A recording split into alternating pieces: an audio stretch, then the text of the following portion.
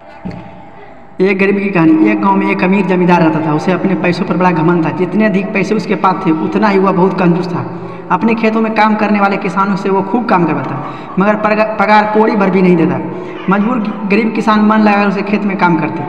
उसी गांव में रामू नामक एक किसान रहता था। उसके पास थोड़ी सी ज़मीन थी।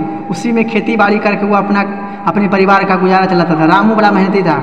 वह दिन भर अपने खेत में काम करता और अपनी मेहनत के दम पर इतनी फसल प्राप्त करता कि अपने परिवार के लिए 2 वक्त की रोटी जुटा सके। गांव के बाकी किसान के पास रामू के मुकाबले अधिक ज़मीन थी। वे रामू की मेहनत देखकर हैरान होते थे कि कैसे इतनी ज़मीन में वह इतनी फसल उगा लेता है।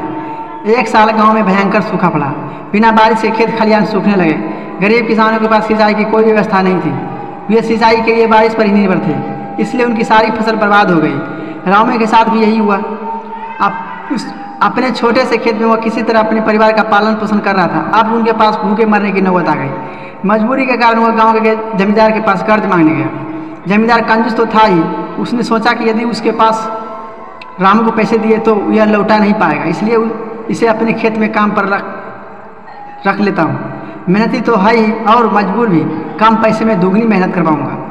उसने रामू से कहा, देख रामू, मैं तुझे कर्ज तो दे नहीं सकता, लेकिन तेरी इतनी मदद कर सकता हूँ कि तुझे अपने खेत में काम पर रख लूँ। तुझे महीने के 1000 रुपये दे दूंगा, पर मालिक दूसरे किसान तो 2000 देते हैं। रामू बोला, करना है तो कर, वरना मेरे पास किसानों की कमी नहीं है। जमींदार बोला। मजबूर रामू क्या करता, हाँ में भरकर घर लौट आया। अगले दिन से जमींदार के खेत में काम करने लगा। मेहनती तो था ही, वह खूब मेहनत और लगन से काम करता। उसने 4 महीने का काम 2 महीने में ही कर दिया। यह देखकर जमींदार बहुत खुश हुआ, लेकिन इसके मन में मक्कारी जाग उठी। उसने सोचा कि 4 महीने का काम तो इसने 2 महीने में कर दिया, क्यों न इसे काम से निकाल दूँ, इससे मेरे 2 महीने का पैसा बच जाएगा। उसने रामू को बुलाया और उसने 2 महीने के पैसे देकर कहा, रामू, यह ले तेरे पैसे, कल से मत आना, अब मुझे तेरी कोई ज़रूरत नहीं है। यह सुनकर रामू परेशान हो गया। बड़े मुश्किल से उसका घर चल रहा था। अब अपने परिवार का भरण पोषण कैसे करेगा। वह जमींदार के पास गिड़गिड़ाने लगा कि उसे काम से न निकाले, लेकिन जमींदार ने उसकी एक न सुनी और उसे काम से निकाल दिया। रामू आंख में आंसू लेकर घर लौटा। चिंता से रात भर उसकी नींद नहीं आई। सुबह उठकर उसने फैसला किया कि वह फिर से जमींदार के पास जाएगा और उससे विनती करेगा कि उसे वापस काम पर रख ले। वह जमींदार के घर के सामने जाकर बैठ गया। सुबह उठकर जमींदार अपने घर से बाहर निकाला तो रामू को घर के सामने बैठा हुआ देखा। उसने रामू से पूछा, क्या हुआ रामू, क्यों आया है? रामू जमींदार के पैरों में गिर पड़ा और गिड़गिड़ाने हुए बोला, मुझे पर दया कीजिए मालिक, मुझे काम पर रख लीजिए, मेरा परिवार भूखा मर जाएगा। जमींदार ने उसकी एक न सुनी और उसे धक्के मार के वहाँ से निकाल दिया। रामू उस समय तो वहाँ से चला गया, लेकिन अगली सुबह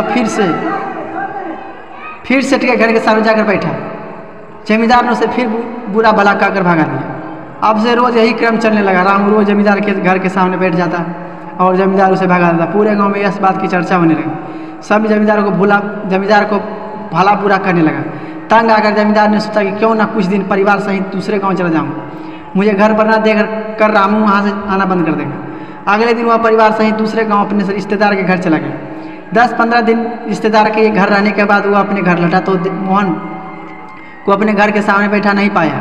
वह मन ही मन खुश हुआ कि चलो उससे पीछा छूटा, लेकिन वह चकित हुआ कि आखिर रामू ने आना बंद क्यों कर दिया। उसने गांव वाले को बुलाकर पूछा तो पता चला कि रामू घायल है और अपने घर पर पड़ा है। जमींदार ने पूछा, क्या हुआ उसे? एक जमींदार ने कहा, मालिक, आज जब दूसरे गांव चले गए थे तब रामू आपके घर के सामने बैठा था। एक दिन आपका खाली घर देखकर कुछ चोर चोरी करने के इरादे से आपके घर में घुसे, लेकिन वे रामू की नज़र में आ गए।